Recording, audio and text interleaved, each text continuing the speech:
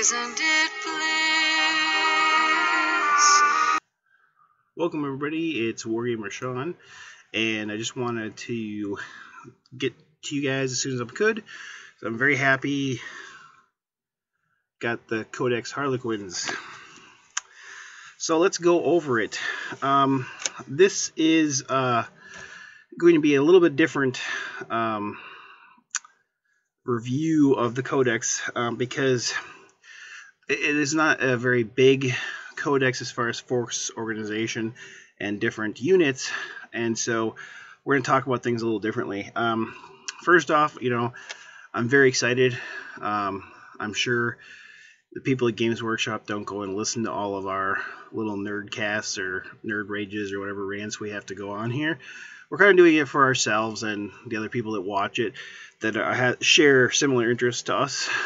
But, however, if GW is watching, I just want to say thank you, because I first started playing 40K in high school, and my friends that got me into it, one person was playing Orcs, one person was playing Space Marines, one person was playing Ordo Malleus, which at that time the Terminators were the Grey Knights, and the rest of Ordo Malleus was just regular power armor. They were actually in black, I think in red trim, and then the Terminators were in gray, so they were the Grey Knights. So they were kind of the demon killers, demon hunters. And then another person played Squats, and another person played Imperial Guard, and then one person played Chaos, more Slaneshi type. And so when they got me into it, they're like, hey, come and play this game. It's really cool. It's like, hey, so all that's really left is Eldar. And I'm like, okay, well, tell me about them. Oh, cool, like Space Elves. Cool, I always liked elves for Dungeons & Dragons when I played. And I'm like, whoa, the Harlequins just seemed really cool to me. And so I started with Harlequins. The first thing I got was the 18 box I've shown in a previous video.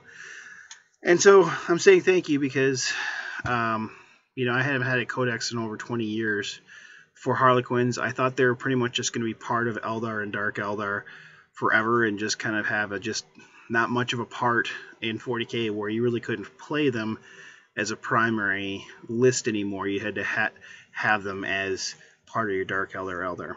Well, now you can play Harlequins by themselves again, which is cool. I'm glad they have their own Codex. Is it broken and overwhelming? No. Is it is it good? Yes, in combination with other armies, and we'll kind of talk about that. By itself, I don't think it'll ever be top tier army, but you know what? I just don't care. I'm excited to have Harlequins back, and there are some neat tricks too, so I'm not complaining. I'm just happy to have them back. The only thing I would like to have had is potentially have an HQ, like a high avatar or a high troop master, so that we could have run a primary CAD or combined armor detachment. The way it sits now, we can't because we don't have an HQ.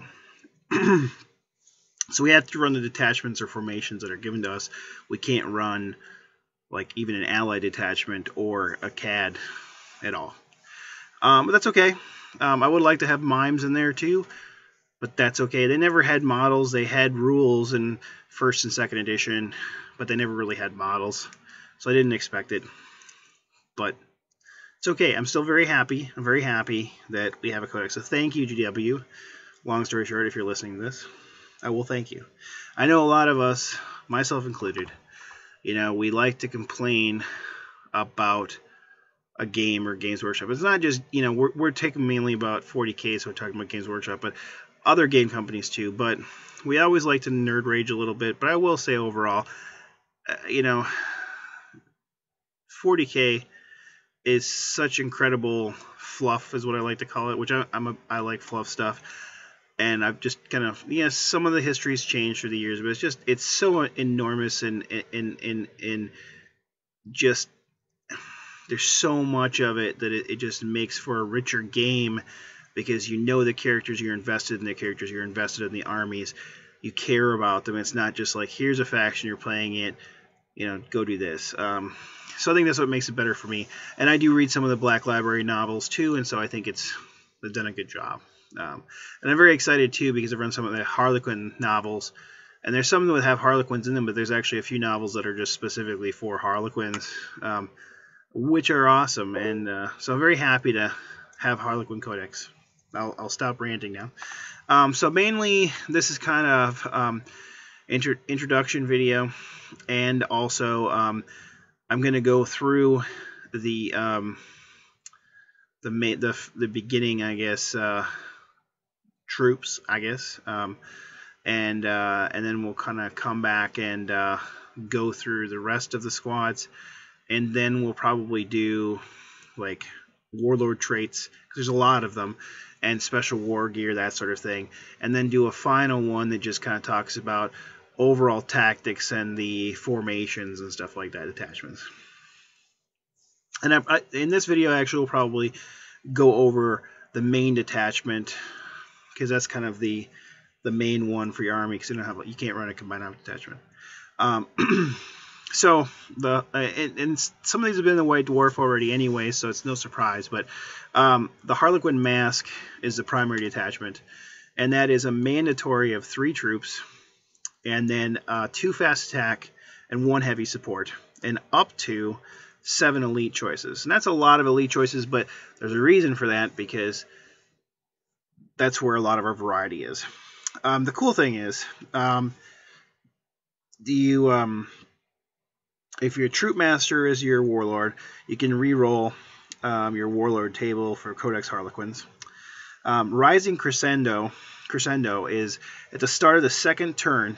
All units in this detachment have the fleet special rule. That have the fleet special rule can run and charge in the same turn. So that's kind of like what orcs have when they wog, except these guys can do it every turn. So it's a different battle focus, though the battle focus for Eldar is more to like shoot and run, or run and shoot, is they're not going to go into close combat. But Harlequins are meant to go into close combat and hit hard, so this is a bonus for them because they can run and charge, which is awesome. So yeah, they might not be shooting, but they can run and charge. So that's a good thing to have. Unfortunately, they do not have objective secured, and there's no way for Harlequins to really get them unless you run them as... No, they won't have it. Sorry, I apologize. They won't have it at all because they're elite choices for Codex Eldar, so they can't be objective secured. So, well, you know what? Actually, I kind of lied a little bit. We're going to change the format here a little bit now that we're midway into it. I'm actually going to go through the Wargear first, and then we're going to stop and we'll go through all of the the troops and everything like that in the next video. It'll just make it a little easier. So let's go through the Harlequins Wargear list.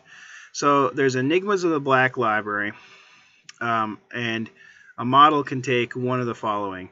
Now, there's restrictions. So the Crescendo, which is Troop Masters and Shadow Seers only, it replaces a model's ranged weapon. Basically, it's a shuriken pistol, but better. It's basically Strength 4, AP 5, Blade Storm, so that's in a pistol, so 12-inch range. But, so it does the same thing that shuriken does with the Blade Storm. However, it has quick fire. Now, quick fire allows the weapon to fire the number of times equal to the number of attacks that they have in their attack characteristics. So, now, unfortunately, it's only Troop Masters and Shadow Seers, so they basically are going to have 3 shots because they've got 3 attacks. It'd be awesome if the Solitaire could take it, but it'd probably be pretty nasty because I think he's got like 7 attacks, so that would be nasty. Now, pistols also have the Gunslinger special rule. However, this replaces the model's ranged weapon, so they're not going to have 2 pistols to shoot anyway. It's only 5 points. It's actually pretty good. For 5 points, you've got something that gets to shoot 3 times. It's a nice pistol. The next one is Segarak's Rose. Segarak being the High Harlequin, or the basically the Harlequin god, the Laughing God. This is the Segarex Rose is a Harlequin's Kiss. It's just got some special rules. So it's the strength of the user. It's melee master crafted. Kiss of Death, which is what Harlequin's Kisses have. So when the model equipped with the Segarex Rose makes a close combat attack, one of the attacks is rolled separately. It's done at strength 6, AP 2. If a 6 is rolled, you get instant death. Now, the rest of them are resolved to the normal strength without any AP. But the other special rule with this is that it's shred, so you can reroll the wound. It's 15 points versus 5 points for a normal Harlequin's Kiss. So you're paying 10 points for shred. It's good. I think it's good. I don't know. You've got Furious Charge. So you're hitting potentially on you're hitting with Strength 4 on the charge. I like it. I don't know if it's worth the extra 10 points for shred. It may be, because on normal turns when you're not charging, you're only Strength 3. Most things are Toughness 4, so you're wounding on 5s. If you get a chance to re-roll it, you got a better chance of wounding. That can be taken by the Troop Master and the Solitaires only, and it replaces the melee weapon or the Harlequin's Kiss for the Solitaire. The Mask of Secrets is only a Shadow Seer. Now, this one's actually a really good piece of Wargear. A model with a Mask of Secrets has a Fearless special rule, so whoever he or she joins is fearless. In addition, a model within 12 inches, an enemy model within 12 inches of the bear suffers a -2 leadership test. It's pretty good. Think about combinations here, or start thinking about them. And then Fearless is good too. Now, the next one is the Laughing God. Oh, crud. I think it just... Oh, boy. Sorry, guys.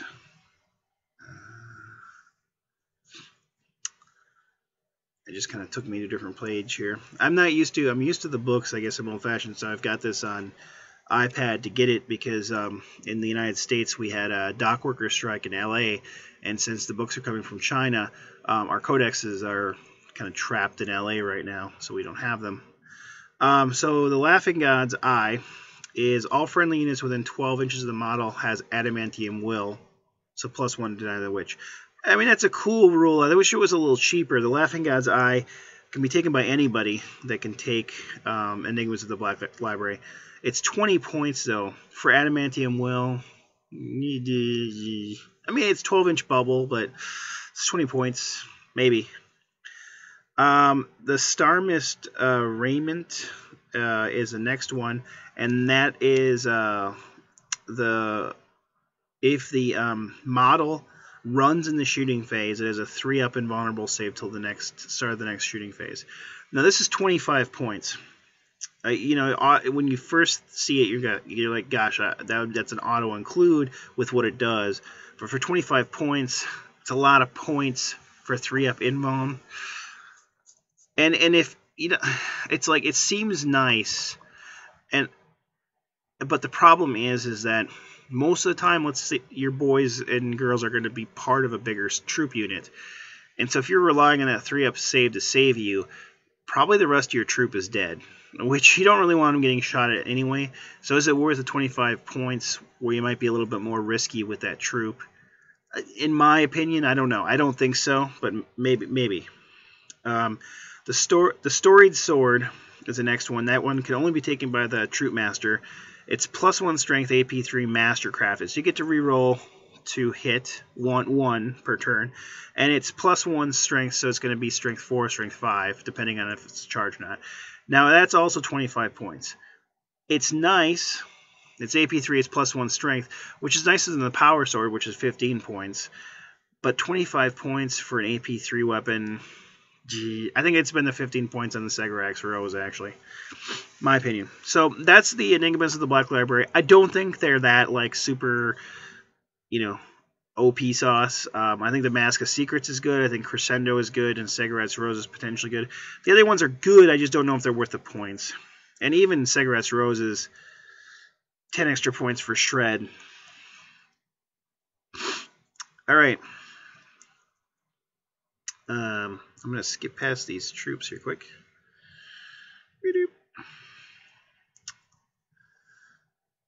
We'll come back to those in the next video.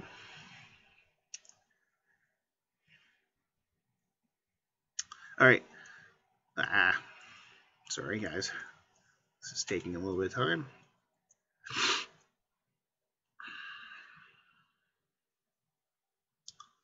You know what? We're going to come back to the rest of the stuff in just a minute, but I'm going to just go through these formations quick because they're here and I'm going through them. So, we get some formations in this book. One is Segarak's Revenge, and this one is 3 troops, 3 Death Jesters, 3 Shadow Seers, 1 Solitaire, 2 units of Skyweavers, 1 unit of Void Weavers. This one, the special rules are you get to reroll invulnerable saves of 1 for models in this formation. So it's almost like a little Zinchi thing. I know I shouldn't mention Chaos with Harlequins since they fight them, and then they have Emissary of Segarak. So your Troop Master from this formation, if he's a Warlord, can reroll when he's rolling on the Warlord table for Harlequins. Rising Crescendo, the start of your second turn, all the units in this formation can run and charge in the same turn. It's the same thing as the primary detachment, except they get to re-roll their 1s.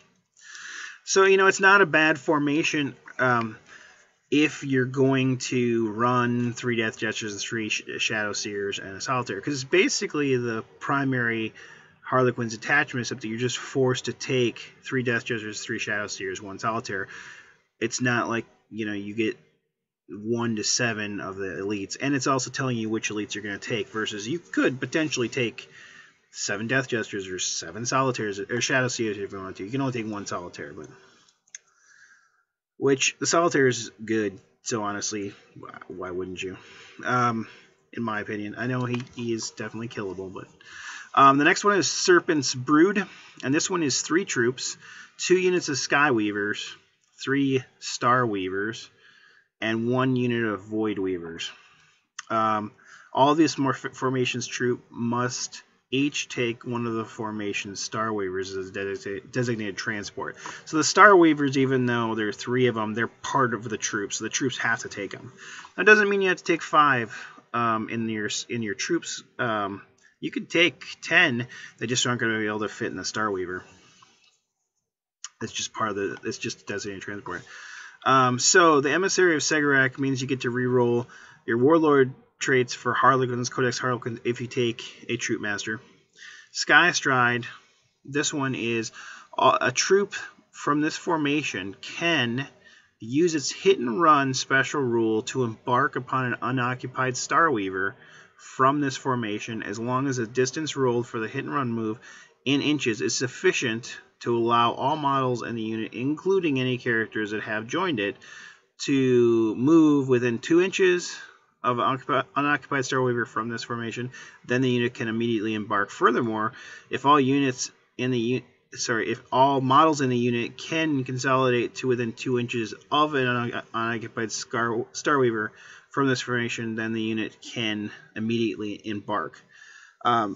So you can even consolidate out of combat, not even hit and run, and you can get on your transport. It's a neat little trick. I mean, it's nice because you can hit and run, and so you can do something and then jump back into your ship. And so if you win combat, your guys are going to survive more. They're not going to be out in the open, excuse the French, but with their something in their hand, So it's a neat little formation. I don't know how often it's going to be used. I mean, it could be. It's a small little formation, but it's neat. It's not my favorite one. I wouldn't say any of these formations are like, oh my god, they're amazing. But they're decent. So the next one is Cast of Players. This one is 1 troop, 1 Death Jester, 1 Shadow Seer. All models in this formation must deploy as a single unit. The formation Shadow Seer and Death Jester cannot leave the formation's troop. So they have the special rules of Crusader. So basically, they get to, when they run, they roll an extra dice and choose the highest.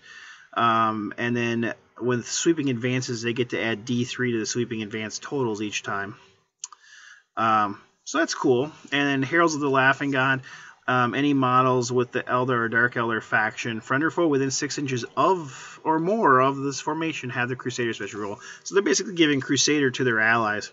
This is basically a way to kind of give the old squad that you could take of 10 Harlequins back to the kind of the Codex, because it's out of Dark Eldar now, and I'm assuming when they redo Eldar, it'll be out of Eldar too. So this kind of harkens back to when they kind of folded them into the Codex. It's neat. Crusader's definitely nice. And if you want to run a small unit of Harlequins with your guys like you used to, it's a way to do it. And you get everything, except for you don't get the Solitaire. Alright, Segorex Jest. That's 1 troop, 1 unit of Skyweavers, 1 unit of Void Weavers.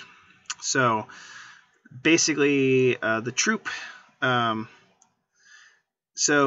Rising Crescendo again is a rule. So on the second turn and after, all units from this formation that have fleet can run and charge in the same turn. So basically, just the troops, because the Skyweavers don't have it, the Void Weavers don't have it. So it's a nice little formation. I think that one's very likely to see the table when you're allying in, especially if you want to ally in with Eldar and Dark Eldar. A lot of these formations are small, but that's kind of the way the Harlequins are. They're small troops that come to aid or kind of recruit the help of Dark Eldar, Eldar Exiled Worlds, or pirates to kind of help them out, or Corsairs to help them in their cause. Hero's Path. That has 1 Death Jester, 1 Shadow Seer, 1 Solitaire. And so that has special rules of Solitary Path. So this formation cannot join other units, nor can they be joined by other characters. So basically, they kind of have to be by themselves. Now, they have Infiltrate, all of them do. And they all have Shrouded, and they all have Stealth. So it's kind of a way to try to keep the... I think the Solitaire was already going to be by himself anyway, because that's the way he is. But it's kind of a way to keep the Death Jester and Shadow Seer alive, is giving him Shrouded and Stealth, because it's going to be hard otherwise. I think this is a usable one, especially if you're allying. The problem is they have to be by themselves, so I think it's going to be easy to pick them off. The Shadow Seer and Death Jester more so. The Solitaire, that's the way he is anyway. So I don't know how often you're going to see that one. Falchu's Blade. That one is 2 units of Skyweavers and 1 unit of Void Weavers. And it's the Wings of Falchu. This one, if you decide to jink with a unit in this formation, you get to reroll failed cover saves for that unit. When a jink. So basically, it's a way to reroll jinks. I think this formation is really good because it's 2 units of Skyweavers and 1 unit of Void Weavers. And we'll talk more about the specifics of each unit, but I think it's a really good way to give things a lot of haywire shots or a lot of support fire. So I think it could be very helpful, especially with Dark Eldar or Harlequins, because everything's so paper thin with them. Eldar have more resilient tanks. Alright, so that's all the formations. I'll do the Warlord traits a different time because there's a lot of them. We'll just go through the rest of the weapons quick. They can take fusion pistols. Those are a range 6-inch, strength 8, AP 1 Melta pistol. And then Hallucinogen Grenade Launcher. That is an 18-inch range, strength 1, and it's a blast, hallucinogenic. Now, at the end of the shooting phase, any unit that was hit from the weapon, it doesn't have to be wounded, it just has to be hit, has to take a pinning test. If the test is failed, then in addition to being pinned, the unit suffers a single wound with no armor or cover saves allowed. This wound is randomly allocated. So you might do a wound and hopefully you're pinning somebody. It is an assault, so you can shoot it and attack. The Shadow Seer has this stock. Haywire cannons are 24-inch range, strength 4, AP 4, so they've got good AP. Heavy 1 blast haywire. I like this weapon. I almost wish it wasn't blast, because blast gives you that thinking that you're gonna have something that can hit more than one model, which you could potentially can. But anytime you're firing a blast weapon, even if you got good blitz skill, there's a chance that you can scatter away and not hit something. I'd rather just try to straight up hit something. That's my opinion. Although I tend to roll scatter. Like today, I played a tournament. I had 3 things that could scatter, and 1 thing that got to come in because of webway portal. So thank God that didn't have to scatter. But the other things, I only hit one time today that I hit, and every other time it scattered. And I just apparently can't roll hits on my scatter dice.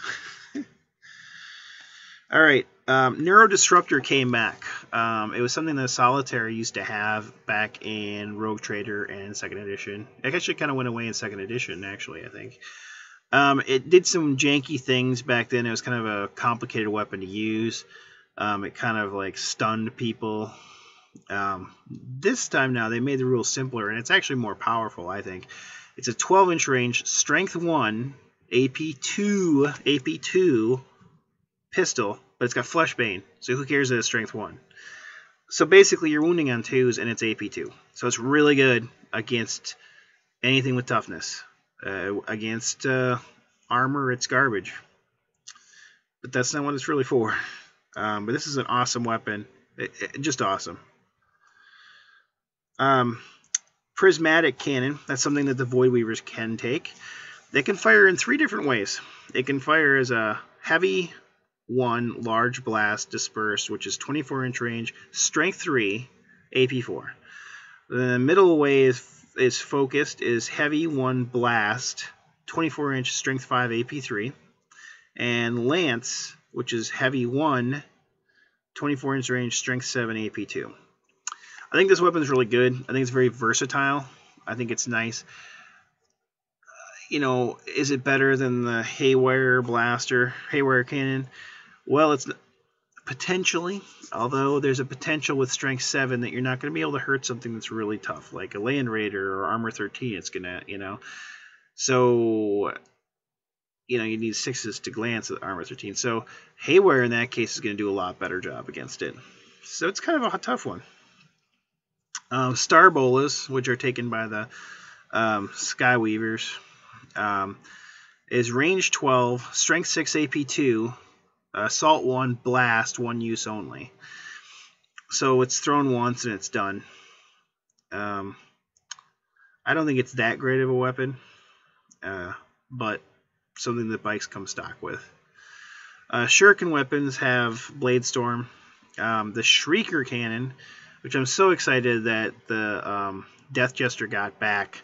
He's got the Shrieker ammo, which it does exactly what I expected it to do from the old edition. You can fire it like a normal Shuriken cannon, which is strength 6, AP 5, assault 3, Blade Storm, just like the Shuriken cannons. But it's got the Shrieker ammunition, which is assault 1. It's strength 1, AP 5, but it's poison 2 up, so it's basically like Flashbane. It's pinning, and it's Blade Storm, and it's Bioexplosive. So it's still got Blade Storm, so if you roll a 6, you can still, do an AP2 shot or wound. But the Bioexplosive, a non-vehicle model is slain as a result of the attack.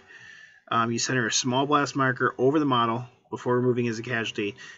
Units suffer a number of strength 5 AP 4 hits equal to the number of models that are under the unit under the blast marker. These hits have ignore cover special rule, so that's pretty cool. It's AP 4 and it's ignoring cover. It's strength 5. So basically, it's that person's head exploding and just killing other guys, which is epic because that's just part of the fluff. That's what they used to do. It's awesome. I'm very excited to have it back again. It's only one shot, so you have to kind of think: is it worth using, or do I want to use a cannon? It's circumstantial. Depends on what you're shooting in. It's pinning.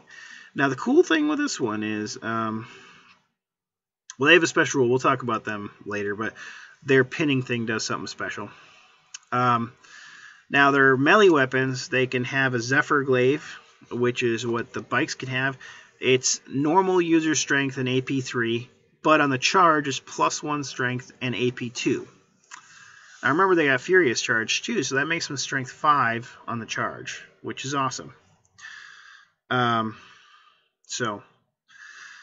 Mist Stave is what the Spirit Seers have, and it's +2 strength, so you're usually hitting it strength 5 or 6 with Furious Charge. It's melee, concussive, and fleshbane. So it's going to wound on 2+, but that +2 strength is really to kind of help against vehicles and stuff, or higher, armor things.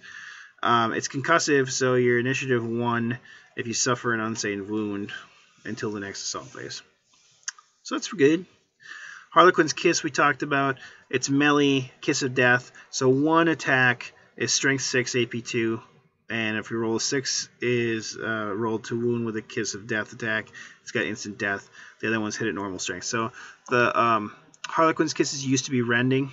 They are not anymore. I think they potentially got a little worse. But I still think they're good. Harlequin's Embrace. This is one of the new ones.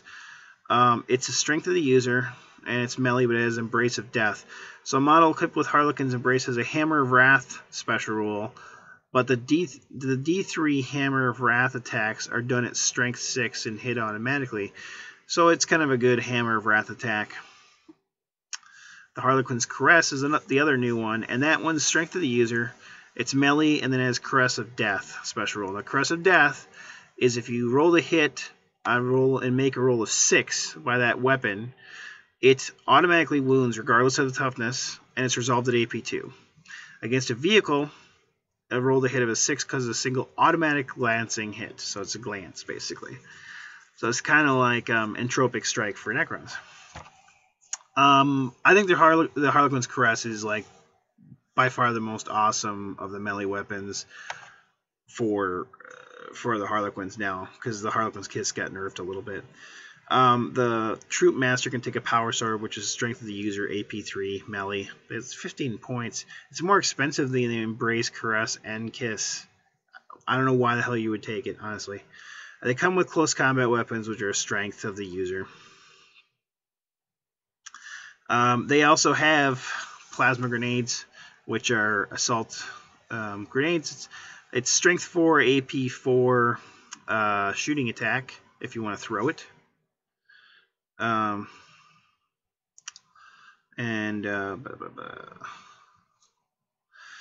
Let's see. They also can get Haywire Grenades, which we know what Haywire does. It glances on a 2-up and a 6. It causes a penetrating hit. Flip Belts got some rules changes. The Flip Belts, the model is not slowed by difficult terrain, does not suffer a penalty to its initiative for charging through difficult terrain. In addition, a character with a Flip Belt always passes Lookout Sir rolls on a 2+. So basically, you can Lookout Sir very easily with them. It's kind of a way to get your Troop Master to survive because he's just a character. Skyweaver Jet Bike has a 4+ armor save instead of a 3, which is too bad. It is an Elder Jet Bike, so it can turbo boost 36 inches. Mirage launchers come on all the vehicles and the jet bikes. Now, this is a really cool one. When I first read it, I thought it wasn't that great, but it's actually pretty good. Once per game, instead of using its Jinx special rule, a unit entirely composed of models with Mirage launchers can trigger them when they are selected as a target of a shooting attack. If the unit triggers its Mirage launchers, all models in the unit gain a 4+ invulnerable save against shooting attacks made until the start of their next movement phase. So instead of jinking once per game, you can use the Mirage launchers, and it's a 4-up invuln. It's pretty good. I used to think it was just, when I first read it, I thought it was just a cover save or a jinx save. And so many things can ignore cover, but an invulnerable save is different, which is good. Holo Fields. A vehicle with holofields has a 5-up invulnerable save, unless it is an immobilized. That's different than the Venoms, which the Venoms get a 5-up regardless. That's kind of harsh. That's kind of sucks. Yeah, Mirage launchers we talked about. Wow, that kind of sucks about the holofields. I don't know why it wouldn't just be all the time. Holosuit. They have a 5-up invulnerable save. Alright. So that is everything. I think we're going to stop here because I think it's gotten a little longer than I wanted it to be. We will come back and do the different units in the next video and probably just cover them next. And then our third video will be the Warlord traits because I already covered the gear in this one. And then the formations we already did too, which I said we weren't. And then I'm going to talk about like combinations and stuff to use in that one too. So we'll kind of finish everything up in that one. So it looks like we're going to have 3 videos for Harlequins. Sorry this one went a little long, but I'm pretty excited about the Harlequins. So hopefully you guys are too. And hopefully you can share my excitement. If you have any questions or anything, you can always leave a message here, or you can email me at wargamershawn@yahoo.com, or you can leave a message on my Facebook page, which is wargamershawn. Until we see each other again, happy wargaming and take care. Don't you approve? One who keeps tearing around, one who can't move. Goodbye. Goodbye. Goodbye. Goodbye. Goodbye. Bye-bye. Goodbye. See ya. Bye for now. Bye for now. Goodbye. I like bottoms.